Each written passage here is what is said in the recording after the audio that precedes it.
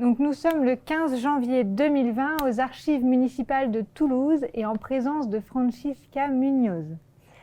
Est-ce que vous pouvez nous donner vos dates et lieux de naissance, s'il vous plaît? Je suis née le 16 août 1926 à Ceuta, À Ceuta. en Espagne. Est-ce que vous pouvez nous parler un petit peu de vos parents? Oui, je suis l'aînée d'une famille de 3 enfants. Mes parents, mon père était militaire, ma mère était mère au foyer. Qu'est-ce que je peux dire d'autre? Et par rapport à votre... une famille moyenne, d'une classe moyenne. D'accord. Et par rapport à votre père, donc, vous dites que c'était il était militaire. Est-ce que vous avez connu aussi vos grands-parents? J'ai connu mes grands-parents paternels. Paternels. Les grands-parents maternels, ma mère les a perdus très jeunes. D'accord. Et votre grand-père paternel, vous connaissez le métier qu'il a Ah, il était cordonnier. Cordonnier, d'accord. Et donc votre père militaire, donc vous avez grandi où? Où est-ce que vous avez grandi?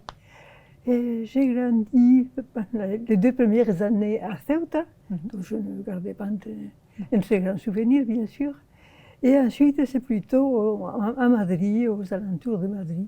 D'accord. Les premières années. Vous avez quand même beaucoup déménagé avec le métier de votre père? On a beaucoup déménagé, effectivement. J'ai vécu aussi à Ségovie, qui est le pays natal de mon père. D'accord. Et à Saragosse, quand mon père a été muté en 1933. En 1933, d'accord. Et il y a une partie de l'Espagne où vous vous sentez plus chez vous? Écoutez, je me sentais bien à Madrid. Je me sentais très bien en Andalousie, et pourtant je n'y avais pas vécu avant. Et la première fois que j'allais au Pays Basque, c'est le pays de ma mère, il me semblait que je l'avais toujours connu. D'accord. Donc votre mère était basque. D'accord. Mon père est castillan. D'accord, castillan et basque. Donc par rapport à votre père militaire, vous pouvez nous raconter un petit peu ce qui s'est passé pour lui dans les années 30, les choix qu'il a pu réaliser dans sa carrière? Eh bien, d'abord, il a fait la guerre du Rif. C'est la raison pour laquelle je suis née à Ceuta. C'est là qu'il a connu ma mère, ils se sont mariés. Et par la suite, bon, il a fait une carrière militaire normale. À Dancis, il était lieutenant. Il appartenait à l'armée d'artillerie d'abord. Et ensuite, la République a créé un corps de sécurité, un peu, je ne sais pas si on peut le comparer au CRS, et on avait recruté les officiers dans l'armée. D'accord. Et mon père était passé dans un corps, il avait été détaché, enfin, un corps de sécurité, et envoyé à Saragosse, où l'époque était troublée, parce que c'était au moment de la révolution de Sasturie. Il y avait beaucoup de manifestations à Saragosse. Il y avait un mouvement anarchiste très important. Et c'est là où on l'a envoyé. Et je crois qu'il s'en est très bien tiré parce qu'il avait toujours dit qu'avec les gens, il fallait user de la salive. D'accord. Alors on discutait avec les manifestants.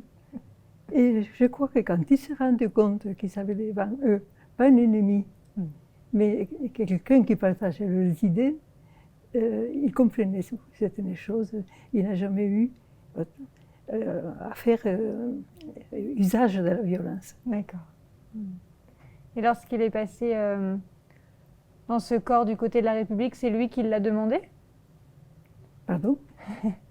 Vous dites, c'est en 1934, je crois, qu'il est... non, il n'a pas été, il n'a pas demandé son transfert à Saragosse, ça lui a été imposé. Ah, ça lui a été imposé? Ah oui. D'accord.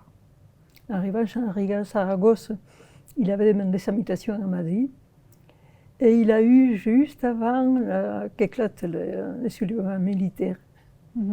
sans quoi il serait mort, parce qu'à Saragosse, il était connu pour ses idées républicaines.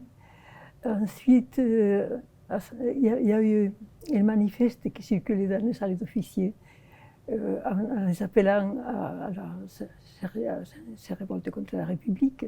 Et bien sûr, il n'avait pas signé. D'accord. Donc il s'était fait mal voir. Ah, parce que la plupart le signaient? Pardon? La plupart de ses collègues l'ont signé? Ah oui. La plupart de ses collègues l'ont signé. Ils étaient 6, parce que j'ai entendu parler à mon père, sur la place de Saragosse. Lui, il a été muté à Madrid un mois avant. Les autres sont restés à Saragosse, ils sont été fusillés. D'accord. Donc, la mutation lui a sauvé la vie. C'est ça. Heureuse mutation. D'accord. Et ensuite, donc il y a eu la guerre d'Espagne. Vous avez des souvenirs de cette période? J'ai beaucoup de souvenirs. Alors, comment est-ce que ça s'est passé pour votre père et pour vous et votre famille? Mon père, d'abord, il est parti au front. Il a été blessé. Donc, comme il a été blessé à la jambe et qu'il a marché longtemps avec des béquilles, il ne pouvait plus revenir au front. On l'a envoyé en mission à Valence. Nous sommes partis à Valence avec lui. Il y a eu le siège de Madrid, nous on était déjà partis. Et une fois qu'il a été rétabli, il est reparti au front, il était officier d'état-major. Et ensuite, il a été envoyé à Barcelone comme secrétaire de l'équivalent du préfet supérieur de police. Vous la famille a suivi là aussi? Et alors on l'a suivi à Barcelone. À Barcelone, d'accord. Ça fait qu'il y a eu un premier exil. On est parti de Madrid à Valence, ensuite de Valence à Barcelone, puis de Barcelone en France. C'est ça, par étapes. D'accord. Et pendant la guerre d'Espagne, le quotidien dans les différentes villes Le quotidien, c'était des privations, bien sûr, parce qu'on a des privations alimentaires et les bombardements. Oui, les bombardements à Barcelone. Parce que finalement, l'immeuble où on habitait, il a été bombardé en novembre. Novembre 37, 38. 38. Et on a été obligé de partir. Dans les bombardements, c'était les cauchemars. Et du coup, à ce moment-là, il y avait de l'entraide entre voisins? Comment est-ce que ça se... Pardon? Est-ce qu'il y avait un peu d'entraide entre voisins sous les bombardements? Écoutez, les bombardements, on a vécu sans vite pendant 2 mois. D'accord. Les ont été cassés. Alors, on habitait un premier étage encore. C'était plus grave pour ceux qui habitaient en haut. Quand les bombes sont tombées dans l'immeuble, ce n'étaient pas les grosses bombes qu'on a connues pendant la guerre mondiale. Mais il y a 2 étages qui ont été détruits. C'est un immeuble quand même qui devait faire, je ne sais pas, une dizaine d'étages. D'accord. Et donc là, votre père est sur le front?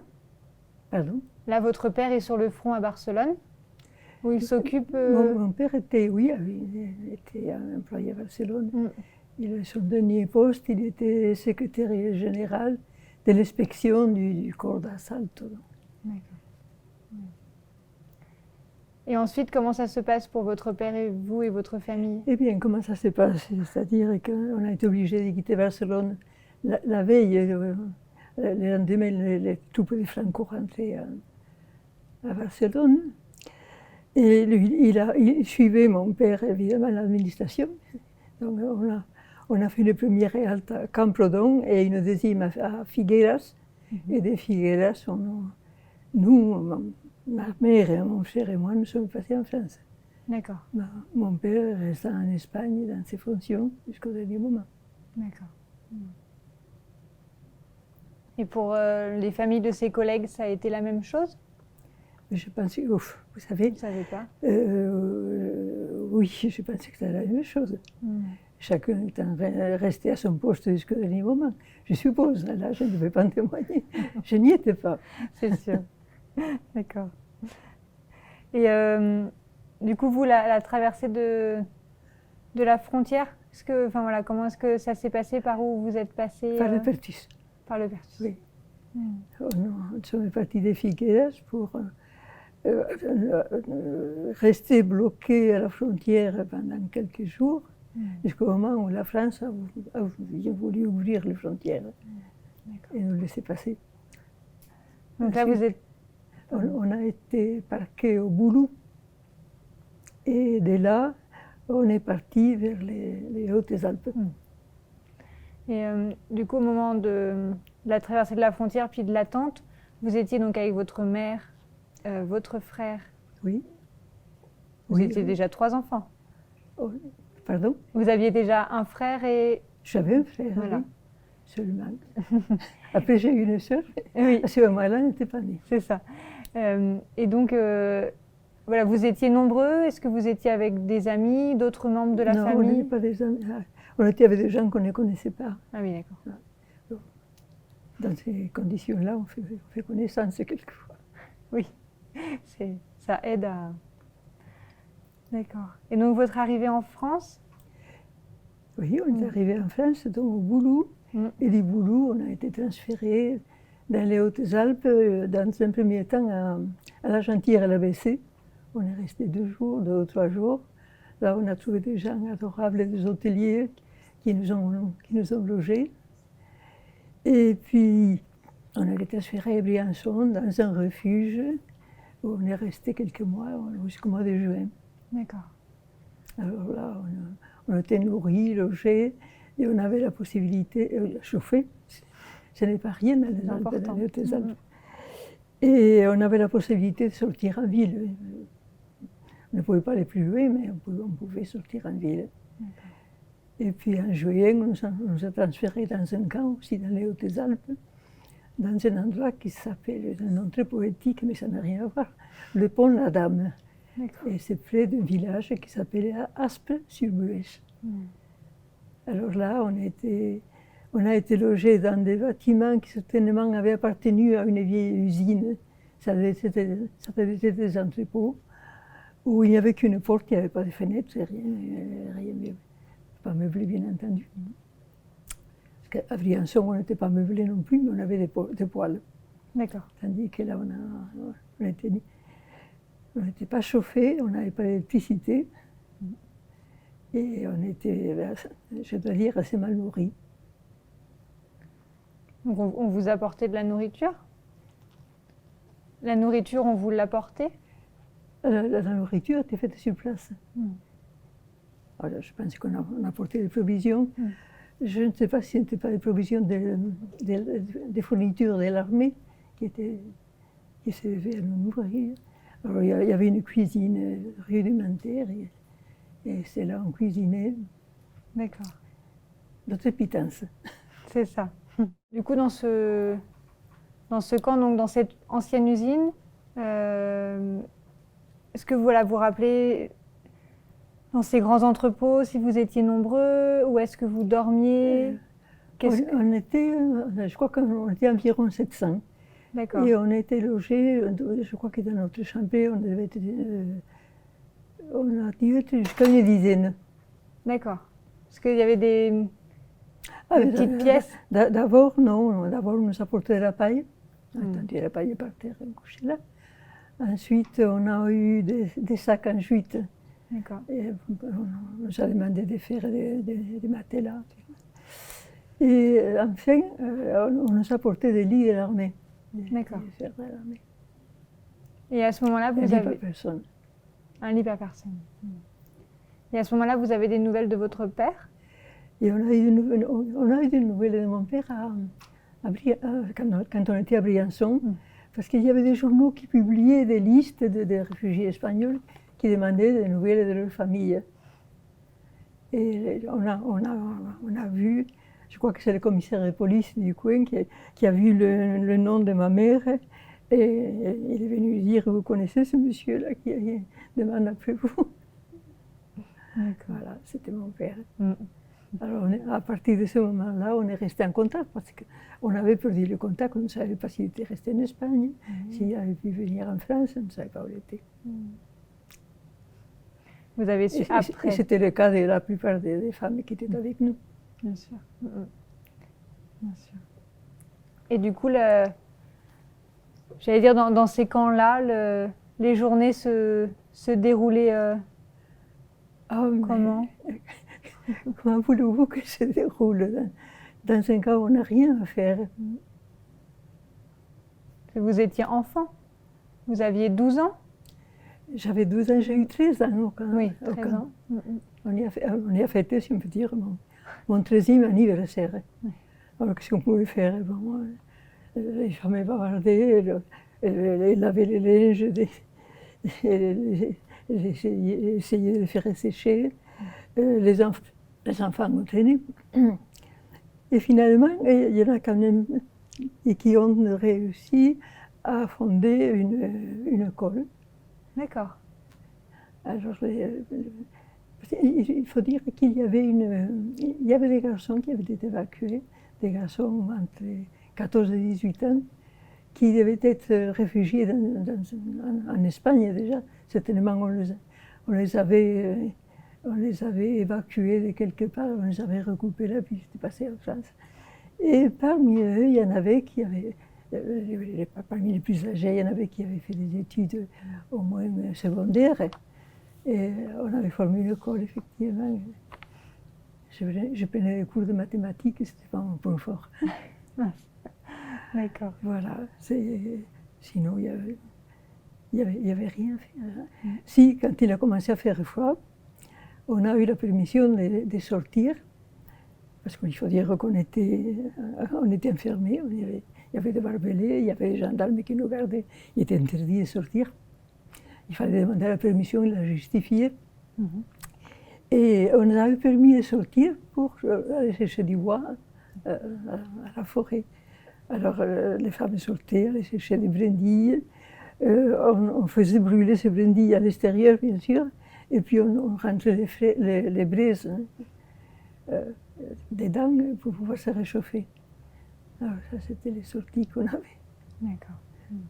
Parce que bien entendu, l'hiver est arrivé, il n'y avait pas de chauffage, il n'y avait pas moyen de se chauffer. Et non seulement ça, c'est-à-dire que n'ayant pas de fenêtre, on n'avait qu'une porte qui donnait vers l'extérieur. Si on la fermait, on était dans le noir.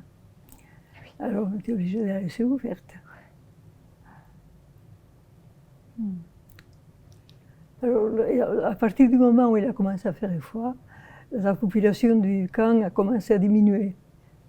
Il y en a la moitié qui sont partis en Espagne, en prenant tous les risques, mais ils préféraient quand même, parce que là, c'était vraiment pas vivable. Et mon frère, d'ailleurs, a été très malade. On s'est demandé si on allait pouvoir le sauver sans médicaments, sans rien. D'accord, donc votre frère est tombé malade à ce moment-là. Il s'était intoxiqué avec de la viande qui était avariée, certainement. D'accord. Et vous et votre mère Et ma mère, elle a fait ce qu'elle a pu. Notamment, quand mon frère est tombé malade, il ne pouvait pas manger évidemment l'ordinaire du camp. Et on lui donnait un quart de litre de lait par jour. C'est tout ce qu'il avait comme nourriture. Et ma mère avait demandé la permission d'aller acheter quelque chose de plus dans une ferme qui était de l'autre côté des barbelés. Il y avait les barbelés, la route, puis la ferme. Et là, on lui a accordé la permission d'y aller. Et elle a vu qu'ils avaient une machine à coudre, qu'apparemment il ne servait à rien. Elle a demandé si elle pouvait piquer des choses pour nous, s'ils avaient besoin de coudre quelque chose, de faire des vêtements. Enfin, ma mère est improvisée couturière. Elle aimait coudre, c'est vrai, et quand on était en Espagne, quelquefois, pour les petites choses, elle allait pas chez la couturière, et elle en faisait venir une à la maison. Et elle voyait comment elle faisait, quelquefois elle mettait la main à la pâte elle aussi. Donc il y avait une petite expérience de la couture. Il a trouvé que ça pouvait lui servir. Et à la ferme, bien, ils ont trouvé que ça pouvait servir aussi, parce que, évidemment, la fermière ne savait pas très bien coudre, et les maris n'ouvraient pas toujours le cordon de la bourse pour qu'il achète des vêtements.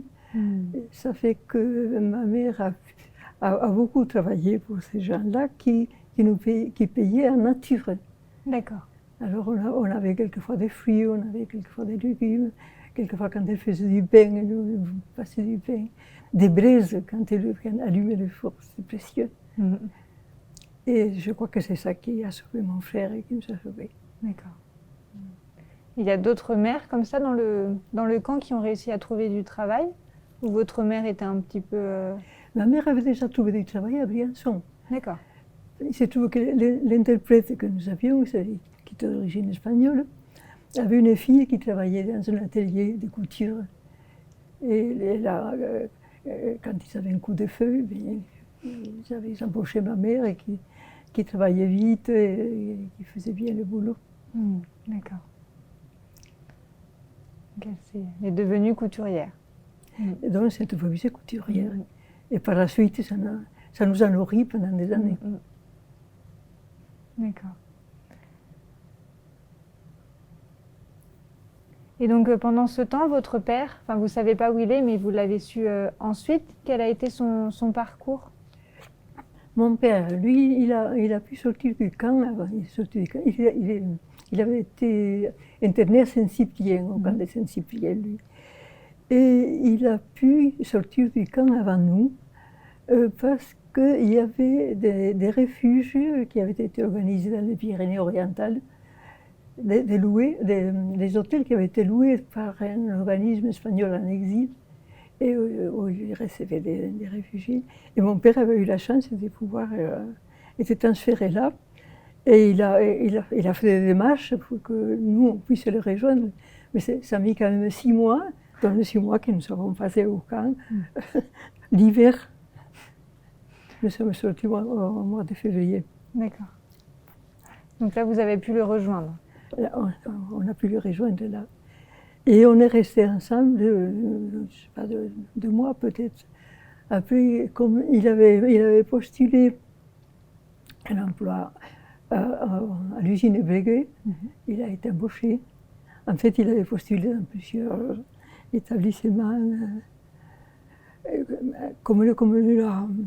Il manquait de main-d'œuvre, les Français étaient mobilisés, ils embauchaient beaucoup de personnels espagnols. Et donc, on est venu à Toulouse. D'accord. Vous l'avez rejoint ensuite à Toulouse? On l'avait rejoint à Toulouse. Il est venu d'abord, lui, et puis nous l'avons rejoint. Vous vous rappelez quand est-ce que c'était? C'était au printemps 40. Au printemps 40, oui, d'accord. Je ne me souviens pas exactement le mois. Oui, non, mais à peu près. Alors là, nous étions logés d'abord à l'hôtel, et on cherchait un appartement. C'était très difficile de trouver un appartement, parce qu'à Toulouse, c'était grouillé de réfugiés, et beaucoup de Belges en particulier, qui avaient été envoyés vers Toulouse. Et on a fini par trouver un appartement rue de Metz. Un très bel appartement, mais très cher pour nous. Ça fait qu'on a logé à plusieurs familles dans l'appartement. D'accord. De façon à partager les frais. C'était des familles que vos parents connaissaient ou qu'ils ont... des personnes qu'on avait connues. D'abord une famille qu'on avait connue quand on était dans les Pyrénées-Orientales. Alors cette famille est partie en Espagne quand l'usine Breguet a licencié les Espagnols. Ils sont partis en Espagne parce qu'il n'y avait plus de moyens. Et nous, on a pu tenir parce que ma mère, elle travaillait. Elle avait trouvé du travail dans un atelier de confection de vêtements militaires. D'accord. Et après l'armistice, il faisait des vêtements civils, ça fait qu'elle avait pu continuer. Oui, jusqu'au moment où son contrat de travail est venu à échéance et qu'on lui a refusé le renouvellement.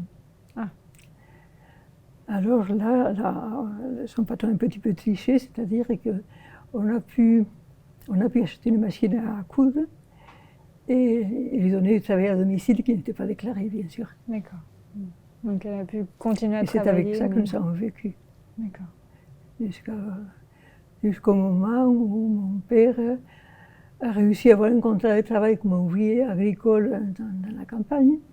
Et nous sommes partis, nous avons quitté Toulouse et on s'est installé dans un village des alentours. D'accord. Et là, on est resté beaucoup plus longtemps. Oui.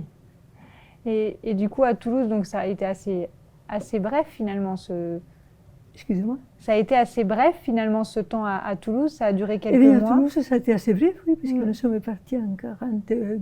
Oui, voilà. Oui, donc ça a été une petite année. On a dû rester un an à peu près.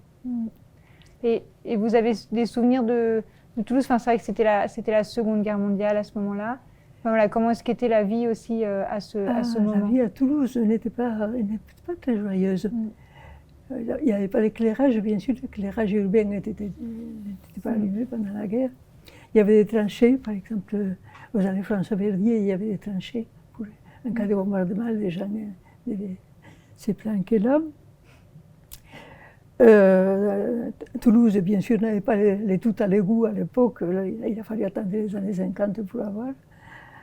Et donc, c'était sale, bien sûr. Il y avait les queues. Puis la nourriture commençait à manquer. Il fallait faire la queue pour avoir n'importe quoi. C'était que bien souvent, les gens voyaient une queue, ils se mettaient à la queue, puis une fois qu'ils étaient à un moment, qu'est-ce qu'on vend là? Mais n'importe quoi était utile, parce qu'on manquait de tout. Oui. Ça, c'était la vie à Toulouse. Et pour les Espagnols, c'était plus tragique, parce qu'on avait intérêt à ne pas parler espagnol dans la rue. Parce qu'on savait qu'on était tous en situation irrégulière. Pour avoir une documentation en règle, il fallait ou avoir un contrat de travail ou avoir des moyens d'existence. Pour les contrats de travail, évidemment, il fallait travailler. Du travail, il n'y en avait plus. Après l'armistice, il n'y en avait plus. Tout le monde avait été licencié. Et quant aux moyens d'existence, on n'avait pas de compte en banque, on n'avait rien. Ça fait qu'on était sans papier. Et il valait mieux ne pas se faire remarquer et ne pas se rassembler. D'accord. Et donc, il fallait mieux pas se rassembler, mais est-ce que vos parents avaient quand même des liens avec des Espagnols, des exilés espagnols qui étaient là on aussi? arrivait, ma mère n'avait pas le temps, la pauvre. Mon père arrivait à quelquefois rencontrer des personnes qui étaient dans le même cas que nous. D'accord. Puis il y avait cette famille aussi, les familles avec qui vous habitiez aussi? Oui. Alors, la police faisait des descentes, mais dans les quartiers ouvriers généralement. Rue de Metz, ils n'étaient pas passés, jusqu'au moment où ils sont passés. Oui. Il y a eu un recensement, alors, et là, mon père a été arrêté, évidemment. C'était un gendarme qui faisait le recensement, il est rentré. Mon frère a ouvert la porte. Alors, il ne savait pas il ne comprenait pas bien le français, il ne savait pas ce qu'il voulait. Il s'est mis à crier, le gendarme, mon père est sorti. Alors, papier, pas en règle. Alors, il a mené au commissariat. Et les gens qui habitaient avec nous, ils ont suivi à peu près le même sort. Et tous ont été. Et nous, mon père a été donc amené à rue des Remisards, comme commissariat central, les autres aussi. Et de là, on les a amenés dans un camp qui était à Clerfond, c'est-à-dire plus du Recebedou, du côté de la route d'Espagne. C'est là où on parquait les réfugiés espagnols qui n'étaient pas en règle. Et mon père a donc été transféré là. Les gens qui habitaient avec nous aussi. Nous, non, parce que on avait été arrêtés avec ma mère, mais bon, mon frère et moi, on est arrivés là en pleurant des choses de larmes quand on a vu notre père l'arrêter comme un délinquant. Et le commissaire a dit, écoutez, il dit à mon père, je ne veux pas vous lâcher, vous, mais votre femme et vos enfants peuvent partir. Ça fait que nous sommes partis. D'accord. Votre père n'est pas resté très longtemps. Non, père, non. Mais dans les camps de Clerfont, au bureau, on a rencontré une vieille connaissance, c'est du camp de concentration des Alpes. D'accord. C'est un garçon qui était employé là. Il était pas bilingue, mais enfin, il avait des connaissances de français. Et il était au bureau. Et il a dit à mon père, écoutez, partez. Et j'ai dit, oui, mais je n'ai pas de papiers. Enfin, la documentation qu'il avait, il avait le tampon du camp, déjà. Ah oui. Il y avait un tampon rouge, comme quoi ils étaient internés là. Alors, ces garçons-là, avec un encuveur, a effacé, comme il a pu ça, les tampons. Et il a frotté par terre pour que ça fasse un petit peu sale. Et il a barré des registres. Ça fait que mon père a pu partir, mais bien sûr. C'est à ce moment-là donc que votre père a décidé de... n'était pas en règle pour autant. Non, on ne pouvait pas les rechercher d'après les documents. Oui. Et c'est alors qu'il a réussi à avoir un contrat de travail comme ouvrier agricole et que nous avons quitté Toulouse. Oui, c'est ça. Il valait mieux être plus loin de la grande ville. Voilà. Alors là, dans les villages, mon père, qui était cardiaque, évidemment, ne pouvait pas trop travailler la terre. Il a travaillé quand même, jusqu'au moment où il avait une crise. Il s'était embauché aussi comme bûcheron. Et là, ça a duré une saison et après, il était malade pendant 2 mois. Donc on vivait presque exclusivement avec le travail de ma mère. Et c'est que je pouvais l'aider moi aussi. Vous avez commencé à l'aider là aussi, votre mère? J'ai détesté la couture. Ah. À l'école primaire et en Espagne, et on avait, les filles, les garçons non, mais les filles, on avait des cours de couture. J'étais certainement bonne dernière.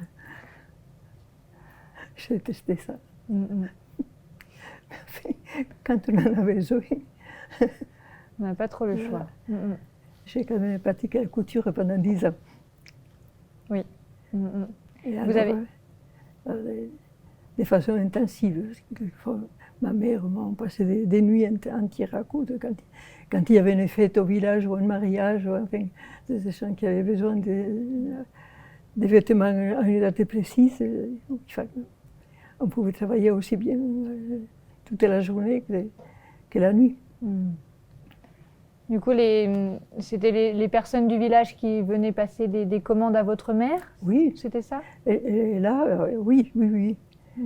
On avait une grosse clientèle, non seulement du village, mais des villageois. D'accord, et du village alentour. C'est-à-dire que ma mère était très adroite et puis elle s'accommodait de tout. Si on lui portait une couverture pour faire un manteau, elle faisait un manteau d'une couverture. Des pantalons avec des draps, ou même des vestes avec des draps. D'accord. Alors on achetait des patrons, on décousait des vieux vêtements on les repassait bien pour avoir les patrons et regarder la marche à suivre. Ça fait qu'on a pris le métier chez mes faisans, ma mère et moi. Et du coup, vous aviez une machine? On avait acheté une machine à Toulouse. À Toulouse.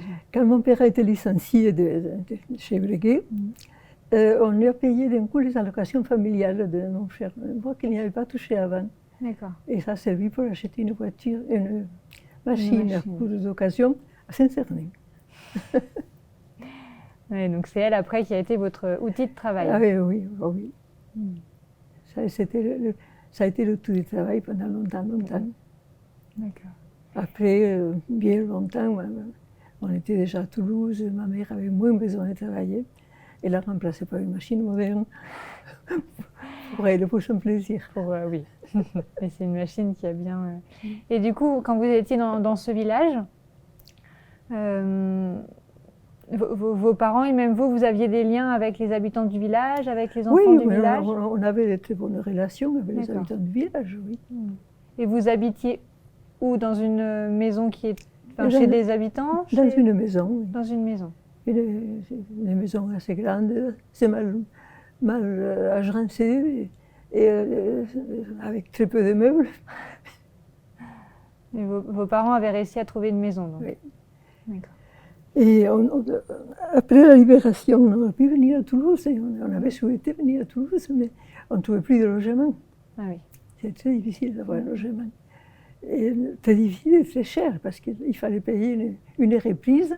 Généralement, les gens qui partaient demandaient une reprise. Et c'était très élevé, on n'avait pas les moyens. Oui. Donc vous avez dû rester au village. Il a fallu attendre longtemps avant de pouvoir venir. Alors quand nous sommes venus à Toulouse, on avait un appartement dans une maison, on était 4 voisins. On avait 2 chambres et une grande cuisine. On était déjà, ma soeur était grandette déjà. Et donc on était 5. Et avec la cuisine et une des chambres mansardée. Pas d'eau courante, bien sûr. On avait l'électricité, c'était déjà pas mal. Oui. Et même pour ça, il avait fallu payer une reprise qui était au-dessus de nos moyens, mais qui était tombée au bon moment, parce qu'on avait liquidé, mes grands-parents paternels étaient morts, et on avait liquidé leur bien. Et on a pu toucher une petite somme. Donc, qui vous a permis de... Qui est arrivée clandestinement en France. Parce que vos grands-parents paternels étaient restés en Espagne. Pardon? Vos grands-parents paternels étaient restés en Espagne? Ils sont restés en Espagne, oui. Donc, mes grands-parents paternels étaient du côté franquiste depuis le début de la guerre. D'accord. Ségovie était du côté des Franco. Ça fait que ma grand-mère était morte juste avant la guerre. Mais mon grand-père était mort et on ne le savait même pas. Il n'y avait pas vraiment de lien avec votre père à ce moment-là? Pendant la guerre et une fois que vous étiez arrivé en France? On n'avait aucune nouvelle. Voilà, vous n'aviez aucune nouvelle, vos pères n'avaient pas de lien avec vous? Non, on a eu une nouvelle après la guerre, en France, quand on était déjà en France. D'accord. Et le fait qu'il soit du côté franquiste et votre père de l'autre côté, ça a créé des tensions ou pas dans la famille? Attendez, je ne comprends pas. Pardon. Vous dites que vos grands-parents étaient du côté franquiste? Et je ne sais pas qu'ils étaient franquistes, mais ils étaient en zone franquiste. Ah oui, d'accord. C'était la zone occupée par Franco depuis le premier moment. D'accord. Tout à l'heure, on parlait de votre vie au village, donc que vous aidiez votre mère. Vous n'avez jamais pu reprendre l'école lorsque vous étiez enfant? Non. Ce n'était pas possible. Non. Et vos frères et sœurs, est-ce qu'ils ont pu... Mon frère a commencé à aller à l'école. Il avait déjà commencé à aller à l'école à Toulouse. D'accord. Évidemment, lui, il ne parlait pas français.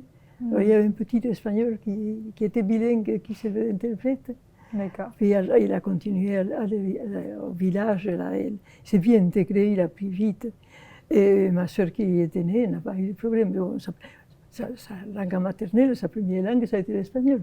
Mais elle avait des petites copines avant d'aller à l'école avec lesquelles elle parlait français.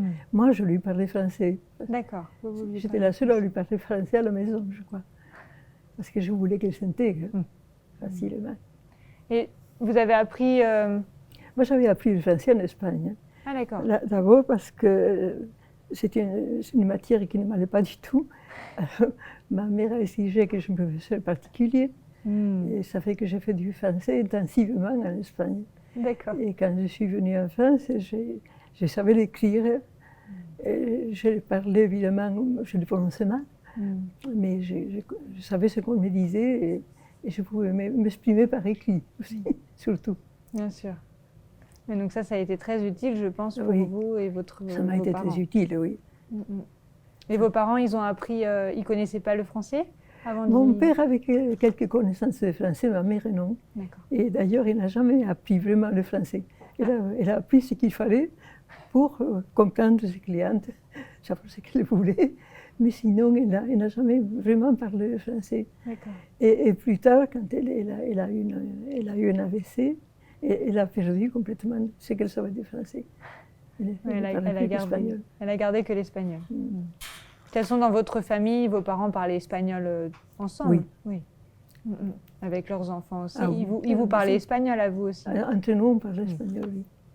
D'accord. Mais moi, je parle français, ma sœur. C'est ça, pour l'aider à connaître cette langue. Voilà. D'accord. Alors que je n'ai jamais pu parler français, mais même maintenant, quand je m'adresse à mon frère, j'ai tendance à le faire en espagnol. Des habitudes qui sont restées. D'accord. Donc cette vie au village. Et ensuite, donc, vous dites que vous êtes revenu à Toulouse. C'était en 49, si je me souviens bien, oui. C'est ça? Donc pourquoi est-ce que... Voilà, comment est-ce que s'est fait ce retour à Toulouse? Pourquoi est-ce que vos parents ont choisi de revenir à Toulouse? Parce qu'on ne pouvait pas rester au village. La vie qu'on avait au village n'était pas supportable. On l'a supporté tant qu'on n'a pas pu faire autrement. Mais déjà, c'était difficile parce que mon frère, il était déjà... je crois qu'il avait passé son bac déjà, donc il était à l'université. Il fallait payer sa pension. C'était une dépense. Et on savait que plus tard, il faudrait faire la même chose avec ma sœur. Ce n'était pas possible. Ce n'était pas nos moyens. Et puis dans le village, il n'y avait rien, il n'y avait aucun avenir pour nous. Pour moi en particulier, il n'y avait rien. Alors on est resté les premiers mois, les premières années, avec l'espoir de revenir en Espagne. On pensait toujours pouvoir revenir en Espagne. Mais à partir du moment où l'espoir a commencé à faiblir, on n'avait rien à faire là. Il fallait qu'on parte. On aurait souhaité partir beaucoup plus tôt, mais ce n'était pas possible à cause des logements. Parce que du travail, on trouvait à Toulouse, c'est pas le problème. C'est plus facile de trouver du travail à Toulouse que dans un village. Mais c'était le logement, c'était très difficile. Retour à Toulouse, donc en 49, où est-ce que vos parents ont trouvé un logement? Où est-ce que vous avez habité? Nous sommes trouvés, mais je vais vous expliquer comment on a trouvé un logement. On a trouvé un logement parce que nous avions des compatriotes qui partaient en Amérique latine. Et ils nous cédaient l'appartement moyennant une reprise, bien entendu. C'est ça. Donc, alors, le logement, c'était très sommaire, très inconfortable, mais enfin, on y a quand même vécu 10 ans, en attendant de faire mieux. Il était dans quel quartier, ce logement? Au Minime. D'accord. Et à ce moment-là, vous aviez des liens avec d'autres exilés espagnols? Ah oui, bien sûr. Oui. On avait gardé des contacts avec des Espagnols aussi. C'est des amis à vos parents? Des amis, oui. D'accord. Mais bon, il y en avait beaucoup qui étaient partis, ou en Espagne, ou en Amérique latine. Nous-mêmes, on avait failli partir à un moment donné, parce qu'une partie de la famille de ma mère était travaillée en Argentine depuis longtemps. Sans la guerre, on serait parti en Argentine. Mais nous, ça n'a pas été possible. Donc vous êtes resté là. Et votre père, du coup, on n'a pas parlé du travail qu'il a trouvé à Toulouse à ce moment-là? Oui, mais c'était facile de trouver du travail à Toulouse à ce moment-là. Il a trouvé un travail chez un ferrailleur, où il faisait les tris de métaux. D'accord. Ça a été son premier emploi. Après, bien sûr, quand on a pu s'établir mieux et qu'on a pu avoir des connaissances, il a trouvé un emploi bien rémunéré, plus intéressant, dans un laboratoire de produits pharmaceutiques. D'accord. Mais ça n'a pas été tout de suite le cas. Il est resté ferrailleur quelque temps. Il est resté quelques années, oui. Et votre mère continue à travailler là? Au début, oui. Au début, mais il y a même des gens du village qui venaient. Elle a gardé sa clientèle. Oui, mais après, c'était plus la peine. D'accord. Ça fait qu'elle avait déjà beaucoup donné. Oui, ça c'est sûr. Et donc vous, à ce moment-là, et moi, à ce qu'est-ce que vous faites? Moi, j'ai pris des cours de comptabilité et secrétariat. et j'ai pu trouver un emploi. Ça n'a pas été facile. Ah. Ce n'est pas, l'école est placée par ordre de notation. C'était l'école privée, l'école régulière. Et ils plaçaient les élèves, mais par ordre des notes qu'on avait eues à l'examen. Alors j'étais des premières, mais j'ai été placée la dernière, parce que les entreprises ne pouvaient pas dépasser un certain quota des personnels étrangers. Ah mince. Alors, et dans le métier du secrétariat, c'était saturé. Et j'ai eu la chance qu'ils m'ont trouvé quand même un emploi. Et j'étais un monsieur qui avait des connaissances politiques. J'ai pu avoir une autorisation de travailler, parce que sinon, on faisait un contrat de travail, mais comme personnel domestique. C'est tout. Ah oui, oui, il n'y avait pas d'autres options. On n'avait pas d'autorisation de travailler dans les métiers où il y avait chômage des Français. Ah oui, d'accord. Voilà. Et alors là, je suis restée quand même pas mal de temps. C'est une petite entreprise, une fabrique de chapeaux. Une fabrique de chapeaux, d'accord. Et c'était brave gens. Finalement, je suis restée assise. Et pendant ce temps, j'ai vu d'autres cours, par correspondance, puis quelquefois des cours privés. Et là, j'ai pas fait des études commerciales, j'ai passé un brevet commercial. D'accord. Et jusqu'au moment où l'entreprise allait fermer. Ah oui, il y avait une partie qui avait quitté. Le fils qui s'était établi dans les Tarn-et-Garonne, et le père ne souhaitait pas continuer. Il a continué peu un an de plus pour me garder, c'était très gentil de sa part. Et donc, il fallait que je trouve un autre travail. Et là, j'ai eu beaucoup de chance. Je suis rentrée à la FPA, d'abord comme comptable, et puis comme cadre. J'ai passé un examen pour devenir cadre administratif, et j'avoue que j'avais un travail intéressant. Oui. Et j'ai continué à étudier là. J'avais la possibilité de m'inscrire à l'université. J'ai passé l'examen d'entrée à l'université. Je me suis inscrite avec une collègue aussi qui voulait préparer une licence d'espagnol. D'accord. On y allait toutes les deux. Enfin, on y allait toutes les deux, non, on n'était pas assidus. Mais on suivait les cours. On nous envoyait des cours à la maison. Et on faisait le point. Périodiquement, on était convoqués pour faire le point. Et on avait bien sûr l'examen à la fin d'année pour avoir l'unité de valeur correspondante. Et c'est de cette façon-là où on avait passé toutes les une licence. Puis moi, j'avais préparé un mémoire de maîtrise et j'ai passé la maîtrise. D'accord. Voilà. Pourquoi est-ce que vous avez souhaité poursuivre ainsi vos études? Pourquoi est-ce que vous avez souhaité poursuivre vos études comme ça? Oui, parce que ça m'avait toujours manqué. Ça m'avait toujours manqué. Alors, dès que j'ai pu, j'ai repris mes études. Dès que vous avez pu, oui. On parlait là, lorsque vous êtes au début de votre travail, lorsque vous êtes secrétaire comptable, vous continuez à habiter dans le même logement avec vos parents? J'avais quoi?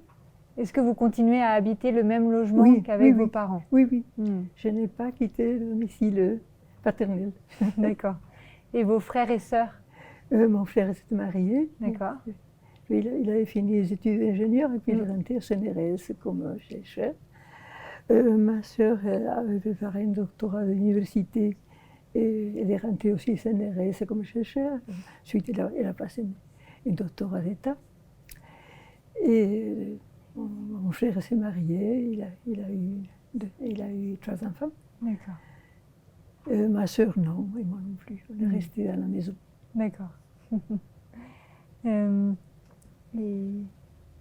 Et est-ce que vos parents ont changé de logement à un moment? Est-ce qu'ils ont pu... Oui. Oui. Au bout de 10 ans, on a pu quitter les pigeonniers, comme l'appelait ma mère. C'était son surnom. Et on a loué un appartement neuf, D'accord. aussi au quartier des Minimes, qui était un appartement normal, avec l'électricité, eau courante, salle de bain. C'est-à-dire qu'on a récupéré notre statut, le statut qu'on avait en Espagne, 20 ans après. D'accord. Comment ça s'est passé d'ailleurs, ça, cette histoire de statut? Parce qu'à un moment, donc, vous disiez donc sans papier, situation irrégulière, et À ensuite, partir comment du ça moment s'est où on passé? travaillait, on avait un contrat de travail. D'accord. Donc là, vous avez pu avoir...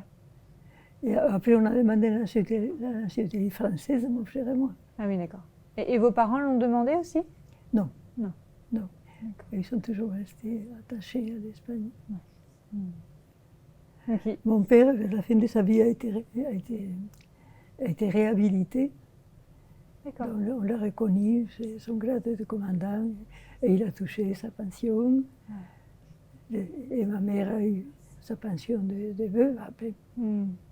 D'accord. Et quand est-ce que vous avez demandé, vous, la nationalité française? Quand est-ce que ça s'est fait? J'ai demandé la nationalité française à la fin des années 40. D'accord. Non, à la fin des années 50. Je ne me souviens plus. Je sais que je suis allée en Espagne la première fois en 58. D'accord. Et je suis allée en Espagne parce que j'avais déjà un passeport français. Ah oui. D'accord. Et Je venais certainement d'acquérir la nationalité française. Oui. Je ne voulais pas revenir en Espagne en tant que rouge. ce que je peux comprendre. Alors on est revenu, je suis revenue en Espagne avec ma sœur, qui ne connaissait pas du tout l'Espagne. Donc juste avec votre sœur? Avec ma sœur, oui. D'accord. Les deux. Et vos parents, ils sont retournés? Ils sont retournés bien après, un peu avant la mort de Franco, il y avait eu une amnistie. Et mes parents ont pu revenir, oui. D'accord. Un visiteur. Oui, c'est ça. Oui. Et qu'est-ce que ça vous a fait, vous, de revenir voir en Espagne? Quelles ont été vos impressions? Vous avez été voir quelle ville? D'abord, c'était une grosse émotion, bien sûr. Et ensuite, une énorme déception. Ah. Parce que je m'attendais à trouver une Espagne un peu rétrécie, mais pas au point où elle était à l'époque. Les amis, la famille, ils étaient très gentils avec nous, on a été très bien accueillis. On a eu une réception des ministres, il y avait peut-être une vingtaine de personnes qui nous attendaient à la gare quand on est arrivé. Mais, je sais pas, on n'était plus sur la même longueur d'onde. D'accord. Ils avaient été formés par les régimes, bien sûr. Mais même ceux qui avaient beaucoup souffert au début de la guerre, ils avaient été formés par le système. Et nous, on avait été formés autrement. Oui, bien sûr. Il y avait beaucoup de distance. Et ils habitaient où en Espagne? On est revenu à Madrid, parce que c'est là où on Madrid. avait le plus d'attaches. C'est là, d'accord. En Espagne, on habitait à Barcelone, notre dernière résidence avait été à Barcelone. À Barcelone, on n'avait rien, on n'avait pas d'attache. Donc Madrid. Après, oui, on a retrouvé des amis qui étaient avec nous, qui partageaient notre chambre au camp de concentration. C'était une dame avec deux enfants aussi, garçons et filles, que ma mère avait aidée, et qui étaient comme des sœurs. Bien sûr, après, il y a la guerre, ils sont revenus en Espagne avec le mari. Le mari avait fait la prison en Espagne. Et après, on a réussi à reprendre les contacts. Et c'était du côté de Barcelone. D'accord. Ils étaient à Barcelone d'abord, et puis la fille s'était mariée, elle était partie à Villanueva-Geltrú, une petite ville entre Barcelone et Tarragone. Et là, oui, on était allé plusieurs fois, on y va toujours. Là. Très bien. Et la première fois où vos parents sont revenus en Espagne, vous étiez avec eux?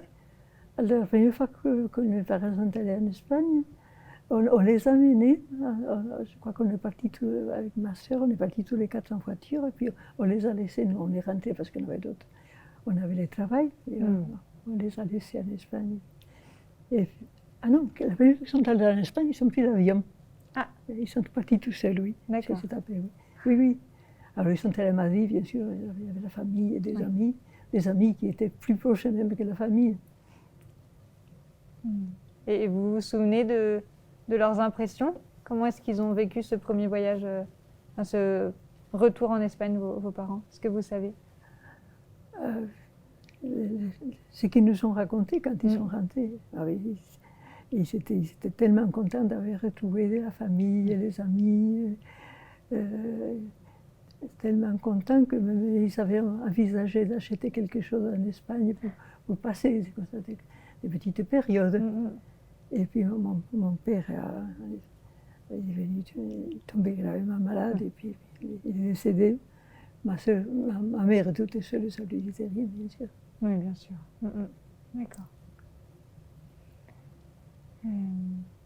Et donc ça, c'est par rapport à l'Espagne. Et à Toulouse, voilà, à partir du moment où vous êtes revenu, est-ce que vos parents étaient en lien avec, j'allais dire, la communauté espagnole des exilés? Est-ce que vous vous retrouviez ensemble? Est-ce que vous aviez, même vous, est-ce que vous êtes participé à des manifestations ou des événements avec d'autres personnes qui avaient vécu le même parcours que vous? Pas spécialement, non. Non. Non. Non, je ne vois pas. Vous n'en ressentiez pas le besoin? Disons que l'occasion ne se peut pas présenter. D'accord. Vous savez, la population espagnole de Toulouse était beaucoup dispersée. D'accord. Non seulement pendant la guerre, bien sûr, après la guerre, bien sûr, et puis après, il y a eu la chasse aux sorcières. Et quand on pensait que tous les Espagnols réfugiés étaient communistes, et c'était la guerre froide, et il y a eu pas mal de persécutions, pas mal d'expulsions. Il y en a qui ont été expulsés soit en Algérie, soit dans les pays de l'Est. Il y en a qui sont partis dans les pays de l'Est. Il y a eu un premier ministre en Roumanie qui était fils de réfugiés espagnols.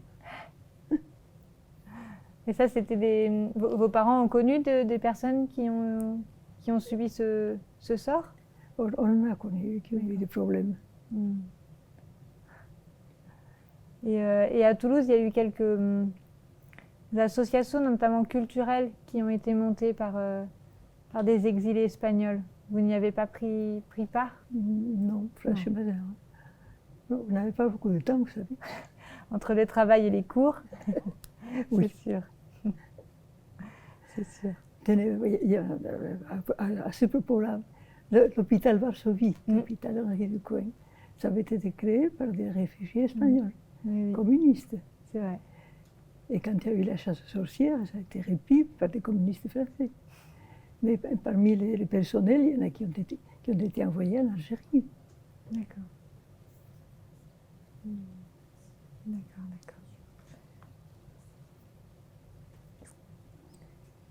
C'est lui qui avait fondé d'ailleurs l'hôpital. Le docteur Torrubia était un ami de mon père. Ah oui. Mais votre père y a participé?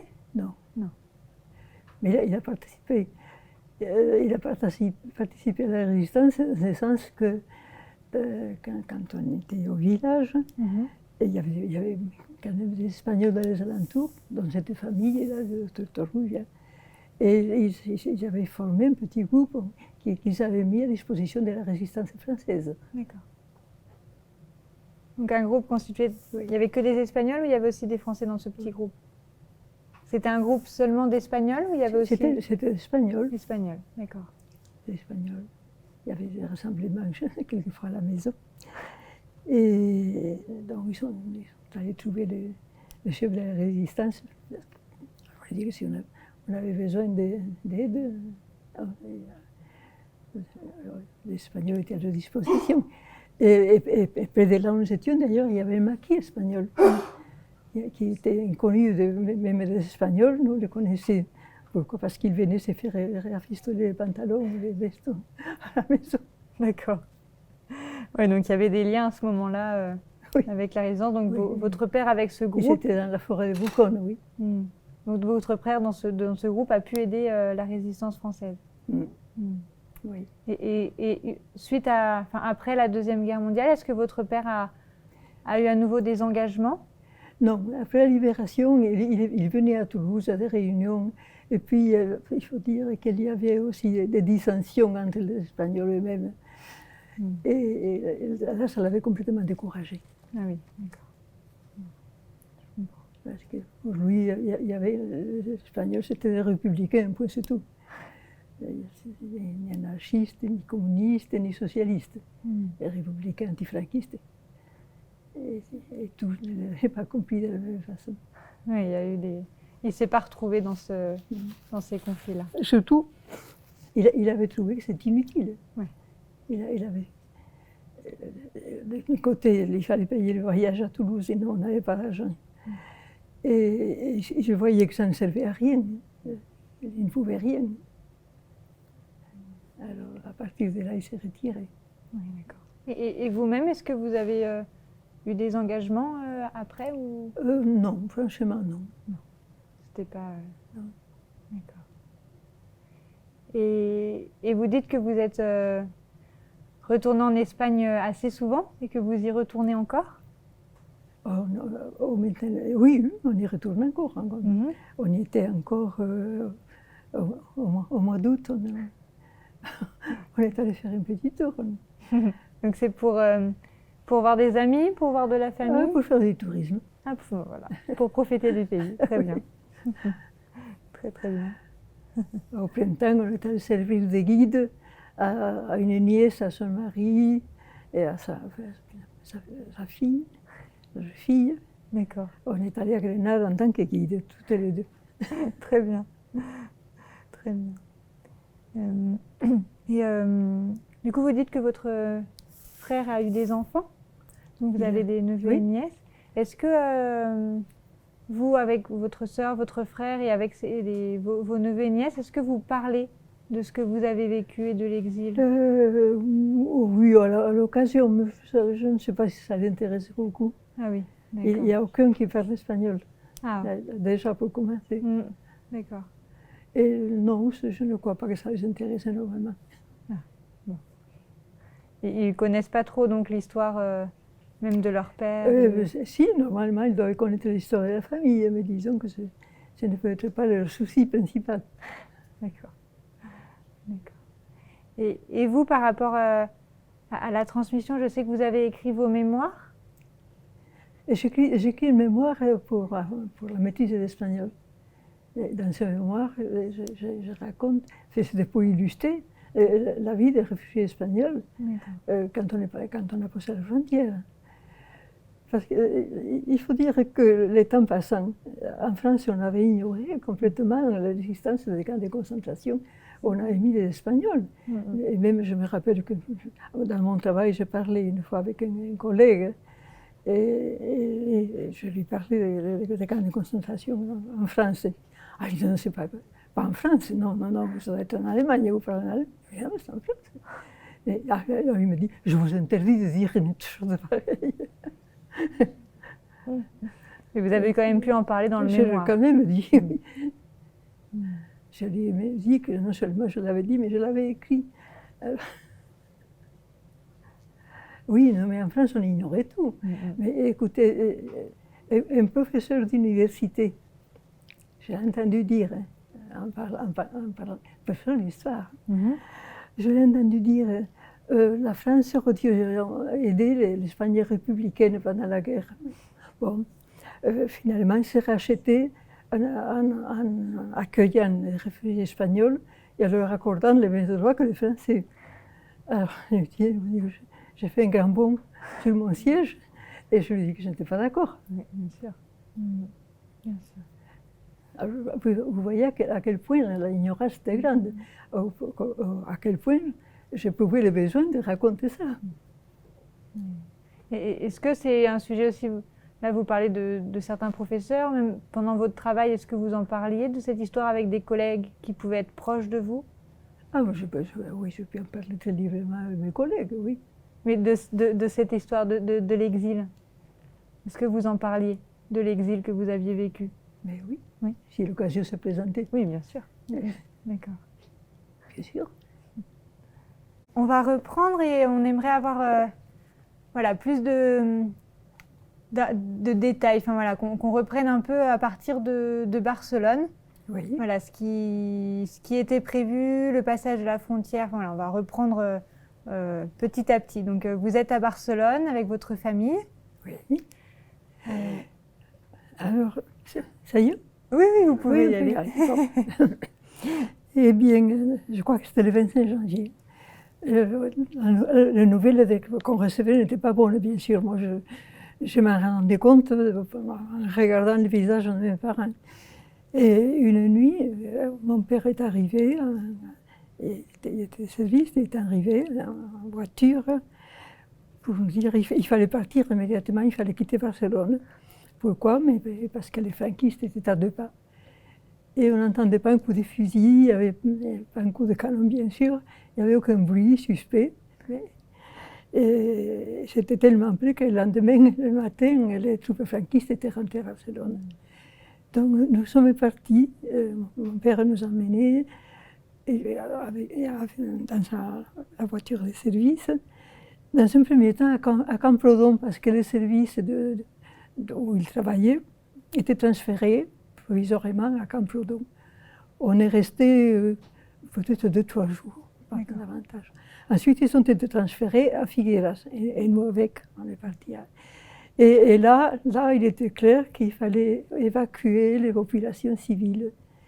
Et on nous a placés sur un camion, mon frère, ma mère et moi, avec d'autres personnes qui partaient, avec plein de bagages. Nous étions assis sur les bagages.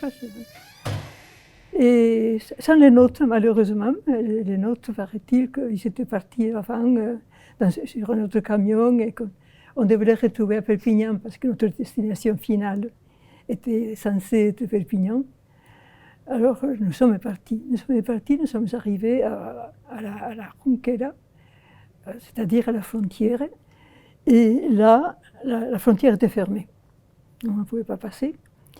On était complètement trempés parce qu'il avait plu toute la nuit et que les camions n'étaient pas bâchés, alors on avait des vêtements d'hiver qui étaient vraiment imbibés d'eau. Et on voyait les gens couchés par terre dans les fossés, partout. Il y avait des choses horribles. On avait une femme qui tenait un petit enfant sur les bras, et puis une autre qui l'accompagnait qui nous avait dit en passant, il est mort. Alors, cet enfant était là, et cette mère partait avec son enfant mort, ne savait qu'en faire. C'était assez horrible. Et ma mère avait vu qu'il y avait un poste de garde de l'assalto à la frontière, juste à la frontière. Et elle leur demandé s'ils ne pouvaient pas nous accueillir, elle, mon frère et moi, au moins pour nous sécher les vêtements.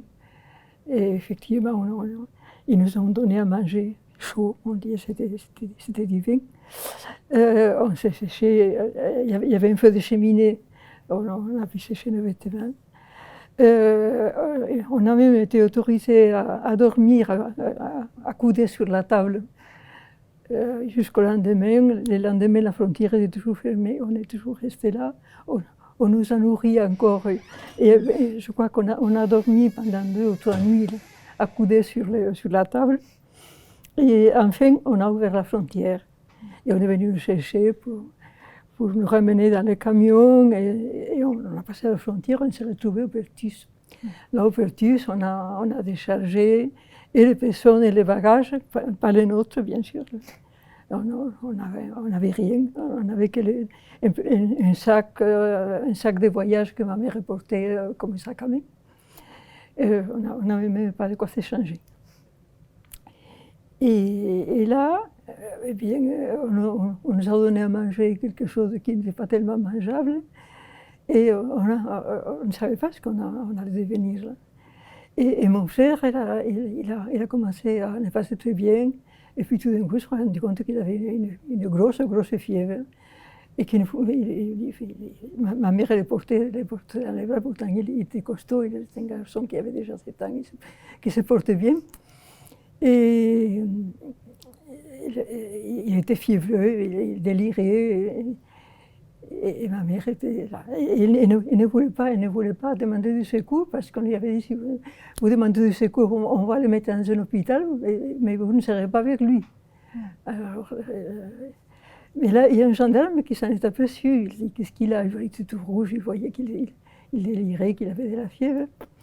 Alors il a vu un paysan qui arrivait dans une carriole, il lui a fait signe, il a fait monter ma mère avec mon frère. Et moi, je suis restée à terre, toute seule. Alors, avec des gens que je ne connaissais pas, qui se fichaient complètement de moi, ils avaient leurs propres soucis, et je suis restée là. Alors, on nous a menés comme un troupeau là, dans un hangar, où il y avait de la paille par terre. On a dormi là, c'était le soir. On a dormi, enfin moi je n'ai pas dormi, je crois que j'ai passé toute la nuit à pleurer. Et heureusement, le lendemain, quand il a fait jour, que les gendarmes sont venus nous chercher, et il y avait ma mère avec mon frère qui étaient revenus. Je pu le retrouver. Et ça a été notre première étape. Ensuite, parmi les gens qui étaient avec nous dans les camions, il y en avait qui avaient de la famille en France. Et ils sont venus les chercher avec une fourgonnette. Et ils nous ont proposé de nous emmener. Ils allaient en Narbonne. Ils ont proposé de nous emmener en Narbonne. Nous, pourvu qu'on puisse sortir de là, on serait allé en enfer n'importe où. Enfin, on a pris place dans la fourgonnette. On n'a pas été très surveillés à la sortie du camp du Boulou. Et on s'est retrouvés en Narbonne, mais on était chez des gens qu'on ne connaissait pas, qui ne tenaient pas du tout à nous héberger, à s'occuper de nous. Alors ils sont allés chercher les gendarmes. Les gendarmes sont venus nous chercher, ils nous ont emmenés à la gare, ils nous ont placés dans un train qui a roulé toute la nuit. Et ma mère pensait qu'on allait à Perpignan parce qu'on nous avait dit que nos bagages étaient partis, qu'on les retrouverait dans un dépôt à Perpignan. Apparemment, c'était pas Perpignan qu'on s'acheminait. Et au moment donné, le train s'est arrêté. Et il y avait des gens qui frappaient aux fenêtres, qui nous portaient des poches avec des biscuits, des chocolats. Alors ma mère a demandé si on était à Perpignan. À Perpignan? Non. Ici, c'est Gap. Alors, Gap, on ne savait pas ce que ça voulait dire. Nous ne connaissions pas cette ville. Et on a continué à rouler, puis finalement, au petit matin, on est arrivé dans un village tout blanc. On nous a fait descendre du train, on a patauché dans la neige, et on nous a menés probablement vers un refuge. Mais on a vu qu'il y avait des gens qui s'adressaient aux gendarmes, qui parlaient avec eux, qui nous regardaient. Et finalement, il y a un gendarme qui est venu nous dire, écoutez, il y a des gens là qui veulent bien vous loger dans leur hôtel. Si vous voulez venir, et on y est allé. On est allé dans cet hôtel. Ces hôteliers étaient très gentils. Il faut dire qu'ils avaient de la place parce qu'il y avait déjà des rumeurs de guerre et que ce n'était pas loin de l'Italie. Et les gens n'allaient pas faire du ski. Alors ils nous ont accueillis le temps qu'on restait à la Gentière. On dormait à l'hôtel, confortablement, et on allait manger à la cantine. Il y avait une usine, et c'était les ouvriers qui nous payaient les repas, et on mangeait très bien. Et ça durait, je crois que 3 jours. Et parce qu'on trouvait que les ouvriers se servaient de nous pour faire de la propagande antinationale. Et ça fait qu'on nous a encore embarqués dans un train, on a débarqué à Briançon, où là, c'est une ville de garnison, apparemment il n'y avait pas d'usine et donc pas d'ouvriers qui s'intéressent à notre sort. Et on nous a logés dans un bâtiment de grandes chambrées. On se demandait si ce n'était pas destinée à être une colonie de vacances ou quelque chose dans ce goût-là. Alors il y avait des lavabos collectifs et il y avait surtout, ça c'était magnifique, il y avait un poêle et du charbon dans chaque chambre. On devait être, je ne sais pas, peut-être une quinzaine, une vingtaine par chambre. D'accord. Et après, il y avait une espèce de réfectoire avec une table longue de banc. Et là, on servait à manger. Évidemment, ce n'était pas très gastronomique, mais c'était encore mangeable. Et là, nous sommes restés jusqu'au mois de juin. De février en juin. En juin, il y avait déjà des rumeurs de guerre. On disait qu'on allait nous transférer, les Espagnols étaient mal vus. Et on nous a fait partir. Et sans nous dire où on allait. Alors, il y en avait qui disaient qu'on nous amenait dans les camps sur la plage parce que les maris les femmes qui étaient là étaient presque tous dans les camps sur la plage. Alors moi j'étais contente parce que je pensais pouvoir me baigner. Et finalement, on nous a débarqués dans les Hautes-Alpes toujours, dans ce qui devait être une usine désaffectée. Il y avait des bâtiments qui devaient être des entrepôts, puisqu'il n'y avait pas de fenêtres, ils n'étaient pas aérés du tout, il y avait juste une porte. Les sols étaient en terre, les murs étaient en torchis. Et là, c'est là où les bus sont entrés avec nous dedans. C'est là où on a vu qu'on était à l'intérieur d'une enceinte fermée encerclée par des barbelés. Et voilà, on nous a alloué une pièce dans un des bâtiments des entrepôts où on était une dizaine. Une dizaine, voilà. D'accord. Et c'est là où nous devions passer 6 mois. Alors là, les camps étaient dotés de lavoirs. Et il y avait dans un grand bâtiment, il y avait des tables, des bancs, donc c'est là où on allait prendre nos repas. Il y avait une cuisine rudimentaire qui était tenue par un couple espagnol, pas réfugié d'ailleurs, et qui apparemment ne nous aimait pas beaucoup, parce qu'il cuisinait très mal. Et puis on était gardés, il y avait 2 bâtiments, 2 maisons construites en dur.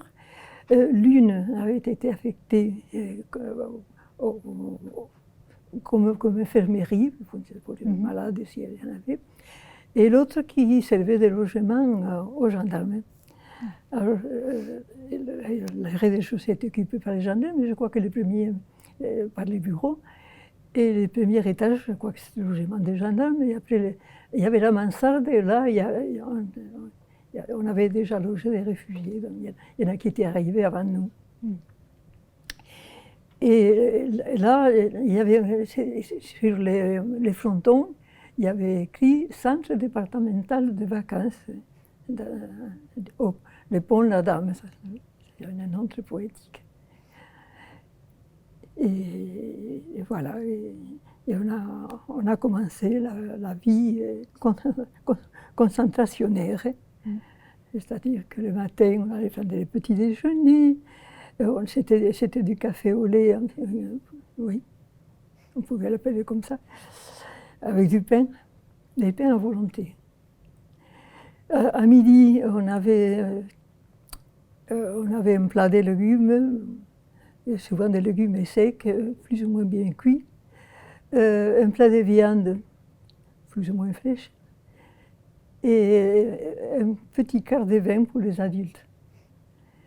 Et on a eu ce régime-là jusqu'à la déclaration de guerre. Ah oui, et puis une petite cuillère de confiture, une cuillère à café de confiture. Et à la déclaration de guerre, on a supprimé le vin, on a supprimé la confiture, Et je ne sais pas si on n'a pas supprimé la viande aussi. Enfin, ça, c'était pas une grosse perte, parce que souvent, elle n'était pas fraîche. Et mon frère, d'ailleurs, s'était intoxiqué avec une viande que personne n'avait mangée ce jour-là parce qu'elle avait mauvais goût. Et on ne s'est pas rendu compte, il a mangé quand même, il a été très malade. Il était intoxiqué. Ensuite, il a eu une éruption des boutons qu'on on ne pouvait pas, il n'y avait rien à faire avec ça, on ne pouvait pas l'empêcher. Et quand il tombait, tout de suite, ça s'infectait. Et ça a duré quand même quelques mois. Oui. Après ça, les temps ont commencé à fraîchir. Pas de chauffage, bien sûr, sinon on avait l'électricité du chauffage. On nous a autorisé à aller chercher du bois dans la montagne pour nous chauffer. Alors on faisait du feu à l'extérieur. Il n'y a même pas à l'intérieur des baraquements, ce n'était pas possible. Et on rentrait les braises, on se procurait des récipients de fortune. Il y avait une espèce de déchetterie où il y avait des vieilles boîtes de conserve, des grosses boîtes de conserve qui avaient servi d'ailleurs à la cuisine, quelquefois des ustensiles de cuisine qui ne servaient plus. Et on avait récupéré une espèce de bassine, et là on me faisait le feu, on rentrait les braises, on s'échauffait là comme on pouvait. Et on avait une distribution de vêtements, de vieux vêtements, avec lesquels on s'était débrouillé pour s'habiller un peu plus chaudement, avec des couvertures de l'armée, on avait des couvertures de l'armée. On avait fabriqué des vêtements, des manteaux, de ce qu'on pouvait faire pour se tenir chaud. Ça, c'était quand même assez difficile. Et c'est alors que la population du camp a commencé à décroître et les gens partaient d'Espagne, quels qu'en soient les risques. Parce qu'au début, on a commencé à recevoir des nouvelles d'Espagne, des nouvelles qui n'étaient pas bonnes. Les gens apprenaient qu'il y avait des gens de leur famille qui avaient été arrêtés, d'autres qui avaient été fusillés, mais c'était codé. On disait, tu sais, ton frère, lui, eh bien, il est allé habiter chez les grands-parents. Et comme les grands-parents étaient morts, on savait très bien ce qui était arrivé au frère. Un tel, là, eh bien, il est chez des amis, et il donnait le nom de la ville, et il savait qu'à un moment donné, il avait été arrêté quelqu'un avait été arrêté pour des raisons politiques et on l'avait mis dans une prison, et ça correspondait. Donc on avait à peu près des nouvelles de la famille, on savait ce qui se passait en Espagne. Donc les gens qui décidaient de partir en Espagne, quand même, ils étaient conscients de ce qui pouvait leur arriver. Ils partaient quand même. Ils partaient quand même parce qu'ils ne se sentaient pas. Ils ne pensaient pas qu'ils allaient survivre à un hiver dans les conditions où on était. D'accord. Elles arrivaient comment, les nouvelles? Par lettre. Par lettre. Par lettre, par courrier. Donc les familles savaient que vous étiez oui. Dans cette ville-là. La première chose qu'ont fait les gens, le point de ralliement, c'était la famille qui était restée en Espagne. Ce qui était passé en France, on ne savait pas où j'étais passé. Les femmes ne savaient pas où était leur mari, les maris ne savaient pas où étaient les femmes. Et là, souvent, c'est à partir de la famille d'Espagne qu'on réussissait à avoir des nouvelles. La première chose à faire, c'est d'écrire à la famille et dire voilà, on est là, est-ce que vous avez des nouvelles d'un tel? Bien sûr. Alors, donc les gens qui partaient, ils savaient très bien ce qui pouvait leur arriver. Ils partaient quand même, souvent malades. Parce qu'il y avait une maladie qui s'était répandue dans les camps, c'était des croûtes qui apparaissaient sur la peau, et souvent dans des endroits quand même très gênants. Et on voyait les gens qui marchaient avec les bras écartés, les jambes écartées, et cela ne restait pas. S'ils ne savaient pas ce qui les attendait en Espagne, certainement rien de bon. Mais là, ils savaient ce qui les attendait, c'était certain. Donc ils partaient. Ça fait que quand nous avons quitté le camp en février, la population avait diminué de moitié. Et vous étiez à peu près combien au départ? Pardon? Au départ, vous étiez à peu près combien À dans peu ce près camp? 700, et quand on est parti, on était environ 350. D'accord. 300. Et le camp a été fermé d'ailleurs quelques mois plus tard. Les gens qui sont restés, on est resté en contact avec des personnes qui étaient dans notre chambre. Et ils sont partis. On les a mis dehors, on les a casés, je ne sais pas où. Enfin, nos amis étaient partis parce que le mari qui avait été retrouvé, qui était au camp d'Argelès, était parti dans une compagnie de travail, je ne sais pas où en France, pour couper du bois. Alors, il avait rejoint là. Et finalement, ils sont tous partis en Espagne. Les maris étaient mis en prison, enfin, il avait été fusillé déjà, c'est pas mal. Et la famille et les amis au banc de la famille, enfin, c'était triste. Et ils ont quand même réussi à s'en sortir avec le temps. D'accord.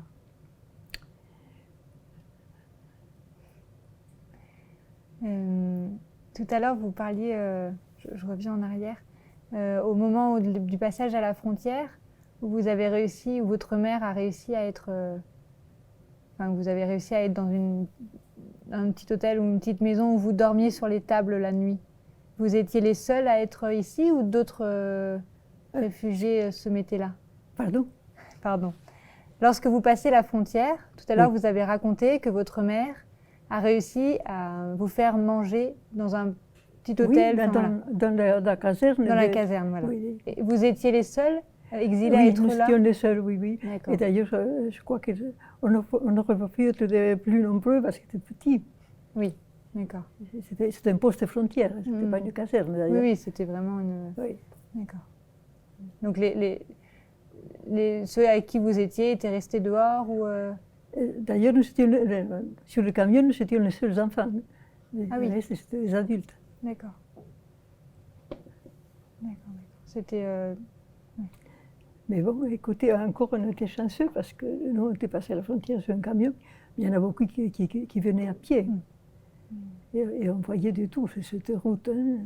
Je me rappelle même un mutilé de la jambe, qui s'appuyait sur un balai à l'envers, là. Oui, ça avait de canne. Ouais, comme béquille.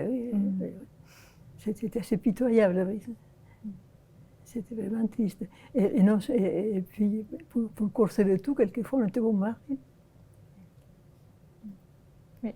Et vous, enfant, vous voyez qu'il y avait du monde sur ces routes-là. Il y avait vraiment du monde sur ces routes pour passer la frontière. Ça grouillait de monde. Ça grouillait de monde. Et de plus en plus, parce que ça drainait la population de certains villages au fur et à mesure qu'on avançait. Oui, d'accord. Tout à l'heure, vous parliez, lorsque vous étiez au camp, qu'il y en a finalement un bon nombre qui ont décidé de revenir en Espagne parce que leur sort était impossible dans le camp. Votre mère n'y a jamais pensé? Oh, elle n'y a pas pensé, mais mon père y avait pensé, parce qu'il y a des personnes qui sont parties en Espagne, qui partaient à Barcelone, et il se trouve que mon père avait une sœur à Barcelone, qui était franquiste d'ailleurs. Alors ma mère a donné l'adresse de ma tante à ces personnes, parce qu'elle pensait qu'étant franquiste, elle pouvait les aider. Et ils sont allés voir ma tante, donc, et ils ont raconté comment on se trouvait. Ma tante immédiatement a écrit à son frère en disant « Il faut absolument que ta femme et tes enfants reviennent en Espagne si tu veux le conserver vivant. Oui. » Alors mon père a écrit à ma mère, il a dit « Écoute, tant pis, revenez en Espagne. » Et ma mère a dit qu'il n'y avait rien à faire et qu'on s'en sortirait. C'était toujours optimiste, et c'est vrai qu'on s'en est sorti. C'est vrai. C'est vrai. Et par rapport aux conditions de vie dans ce camp, comment réagissaient les personnes qui étaient dans ce camp pour essayer d'améliorer mais comme elles le pouvaient. Est-ce qu'ils essayaient de demander plus de choses? Est-ce qu'ils essayaient d'améliorer leur sort en allant voir les gardes qui étaient au camp? Oh, mais parce que vous pensez que ça allait les attendrir? Non, non, mais c'est une... Quand ma mère a demandé la permission pour aller acheter du lait dans la ferme en face, parce que nous, on était chanceux, ma mère avait travaillé à Briançon, et donc il avait quelques petites économies. Ensuite, il y avait sa famille en Argentine qui nous envoyait quelquefois des petits mandats. Et donc elle avait un petit peu d'argent qui lui permettait d'acheter. Il y avait un homme qui passait avec un camion, je crois que c'était une fois ou deux par semaine. Il vendait de la nourriture. Il fallait avoir de l'argent pour l'acheter. Et ma mère achetait du beurre et du chocolat, parce qu'elle disait ça, au moins, ça c'est nourrissant. Et elle en consommait peu, mais nous en donnait. Et elle en donnait aux enfants de son ami, des amis qui étaient avec nous. Et qui d'ailleurs, ils n'ont jamais oublié ça. Et on avait donc du chocolat, on avait du beurre, et comme on avait du pain quand même, on nous en donnait, on pouvait tenir. Mais c'est qu'ils n'avaient pas d'argent. Ils n'avaient pas d'argent. Ils ne pouvaient pas en acheter. Donc, si vous voulez, de ce point de vue-là, on était des privilégiés. Si on peut dire. Enfin, par rapport aux autres, oui. Oui, c'est ça, par rapport aux autres. Est-ce qu'il y a eu des mouvements de... Je ne sais pas si on peut appeler ça de révolte, ou en tout cas essayer de... Oui. Ah oui, il y a eu des moments de révolte. Comment ça se passait, ça aurait pu très mal tourner.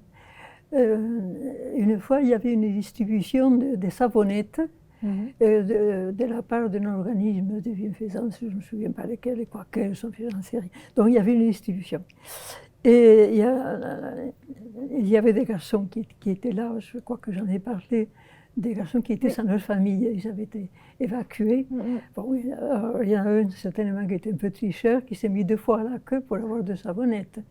Et les gendarmes qui surveillaient la queue l'ont reconnu, ils l'ont sorti de là, ils l'ont giflé. Alors il y a des femmes qui ont protesté, ça fait une meute dans le camp. Celle qui criait le plus fort, les gendarmes l'ont arrêtée, l'ont emmenée à la gendarmerie. Un autre garçon qui est aussi, les camps s'est ameutés, ils ont commencé à crier pour qu'on les libère. Les gendarmes ont sorti les fusils. Alors ça aurait pu très mal se terminer s'il n'y avait pas eu des gens sensés parmi les réfugiés qui sont allés parlementer, expliquer aux gendarmes. Et finalement, on a désamorcé la tragédie. Mais quand même, les garçons et la fille qui étaient amenés à la gendarmerie, on les a arrêtés, on les a emmenés en prison. Et on nous a demandé on avait appelé ça une rançon, pour les libérer. On s'est cotisé dans les camps pour verser la somme pour qu'ils puissent être libérés. Je dois dire qu'avant la déclaration de guerre, on avait des conditions très dures. Après la déclaration de guerre, c'était dur aussi parce qu'on manquait de nourriture encore davantage, parce que l'hiver venait, parce qu'on avait froid, parce qu'on n'était pas équipés pour supporter l'hiver dans les Alpes. Bien sûr, on a eu de moins 30. Mais du point de vue surveillance, on a mis des personnes, des gendarmes de garde mobile plus âgés, c'était certainement des personnes qui n'étaient pas trop âgées pour aller au front. Les gendarmes ont été mobilisés immédiatement. Et ils étaient plus compréhensifs. C'est comme ça que ma mère a réussi à aller acheter du lait à la ferme pour mon frère, acheter des fruits, on nous en donnait aussi. Et on a pu survivre. Oui, d'accord. Oui, donc ça a été une... Parce que je pense qu'avec les régimes antérieurs, on n'aurait pas pu. Et par rapport à ces mouvements d'émeute, il y en a eu plusieurs fois. Les mouvements d'émeute, comme celui que vous venez de raconter, il y en a eu plusieurs fois. Oui, il y en a eu 2 fois. 2 fois. D'accord. Après, non. Après, quand les gendarmes sont partis, qui ont été remplacés par des réservistes, c'était plus humain. On pouvait discuter. Si on avait besoin d'aller au village acheter des laine tricotées, par exemple, on avait la permission d'y aller, on avait un petit laissez-passer. Oui, d'accord. On a parlé un peu du centre de Briançon. Vous dites le centre de Briançon. On en a un peu parlé. Vous dites que votre mère avait réussi à trouver du travail aussi là-bas. Oui. Comment ça se passait? Parce qu'elle pouvait sortir du centre? Apparemment, ça se passait très bien au point de vue du travail, oui. D'accord. C'était la couture aussi? Oui, dans un atelier de couture, oui. D'accord. Mais là, à Briançon, je dois dire qu'il y en avait beaucoup qui avaient trouvé du travail, non déclaré, bien entendu. Oui, oui. Mais il y en avait qui allaient faire des ménages, il y en avait qui tricotaient. Il y avait beaucoup de femmes qui avaient réussi à travailler, pas de façon officielle, mais enfin les autorités qui devaient le savoir, regarder ailleurs. Oui. Et donc elle y allait la journée? Elle allait travailler la journée dans cet atelier? Ma mère, oui, elle travaillait la journée, oui. Puis Et donc, on allait manger au refuge. d'accord. Et vous restez au centre pendant Et qu'elle moi, travaillait? j'ai resté à la charge des enfants du groupe, c'est-à-dire mon frère, les enfants de la personne qui était avec nous. Et quand sa belle-sœur était là, elle était partie en Espagne, il avait 3 enfants, ça fait 7. J'avais la charge de 7 enfants. D'accord. Étant l'aîné. Ah oui, vous deviez vous occuper des enfants pendant la journée. J'étais la mère de 7 enfants pendant la journée. Mère à 13 ans, d'accord. Donc là, il fallait occuper les enfants. Mhm. Vous mangiez, pendant le repas du midi, vous étiez aussi qu'avec les enfants ou les mères pouvaient rentrer? Non. Les mères pouvaient rentrer à ce moment-là? Les mères étaient là, oui. D'accord. Oui. Alors, il fallait que je les surveille, qu'ils ne touchent pas trop dans la neige, parce qu'on était mal chaussés, qu'ils ne fassent pas des bêtises. Surveiller. Et ces enfants, ils avaient entre quel âge et quel âge à peu près? Les plus jeunes devaient avoir 3-4 ans. D'accord. Et les plus âgés, il y avait un garçon qui avait presque mon âge, mais qui n'était pas très sérieux, on ne comptait pas trop sur lui. Et les autres, oui, vous avez l'âge de mon frère, donc 7 ans. 7 ans, d'accord. 3-7 ans. Oui, donc vous étiez Voilà. vraiment plus âgé. D'accord. Enfin, je pensais que j'avais assez d'autorité. Ils étaient gentils de m'écouter. Tant mieux. Oui. Tant mieux. D'accord. Il y a un autre souvenir sur cette période que vous aimeriez nous partager? Sur le camp ou le centre ou... De souvenirs. Oui, je me rappelle que quand on était dans les camps, quand on allait chercher du bois dans la montagne, oui. La première fois, on m'a autorisé à y aller, parce que ma mère trouvait que finalement, je ne serais pas d'un grand secours, mais au moins je pourrais respirer un petit peu l'air. Alors effectivement, on était partis et ramasser des brindilles. Alors, je ramassais les brindilles, puis avec les brindilles, on faisait des fagots. Et selon la force de chacune, on avait les fagots assez en proportion. Alors, il y en avait une qui était la plus mince, la plus chétive, mais la plus forte moralement. Elle avait un fagot énorme. Et la plus costaud, la plus gueularde du groupe, elle avait un fagot tout petit parce qu'elle était incapable de la porter plus gros. Force morale qui diffère. Alors moi j'en avais un tout petit, oui. Que j'avais beaucoup de mal à porter. D'ailleurs au début, on m'a donné ce petit fagot, je trouvais que c'était digne de moi. Mais après, en arrivant au camp, je les traînais par terre parce que je n'arrivais pas à les porter. Alors ça a été la fois unique où j'ai pris part sorti. Après, quand il a commencé à nager, il fallait qu'il cherche les baigner dans la neige, les femmes, oui, c'était dur.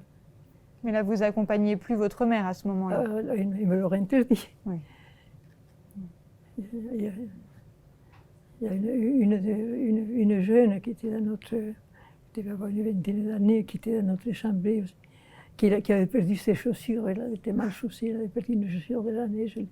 Elle est arrivée tout juste, il n'a pas fallu la porter. C'était assez tragique, oui. Alors, il y avait, ça c'était le chauffage, mais l'éclairage. On n'avait pas d'électricité et on n'avait pas de moyens d'éclairage.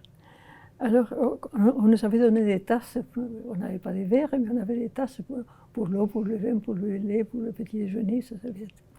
Et c'était des tasses en étain, en fait, une espèce de métal qui ressemblait à de l'étain. En tout cas, assez malléable, parce qu'on en avait aplati une, et on avait fait une lampe à huile. Avec un chiffon, on avait fait une mèche, et alors il fallait la nourrir, et pour la nourrir, on allait demander de l'huile de paraffine à l'infirmerie. Alors on prétendait qu'on avait des problèmes intestinaux, et ça servait pour nous éclairer. Mais quand ça brûlait, ça faisait une fumée âcre. Alors, quand on mouchait noir. Même l'odeur. Très bien. Je pense qu'on peut s'arrêter là, si ça vous convient. Merci pour ce partage-là. Si ça vous servir à quelque chose. Oui, il va nous servir. Merci beaucoup. Avec plaisir.